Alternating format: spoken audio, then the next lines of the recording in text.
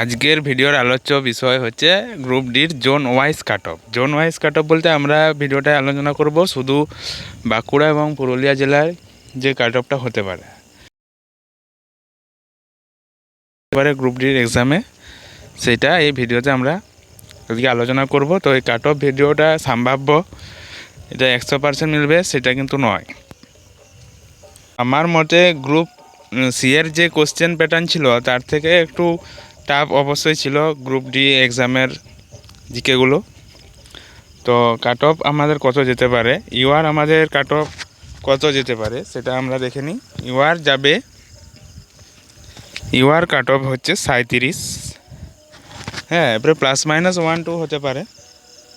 হ্যাঁ, OBC A এবং OBC B 34। OBC A এবং ওবিসি বি খুব একটা ডিফারেন্স হবে না, তো আমি দুটাই বলছি, ওবিসি এ এবং ওবিসি বি 34।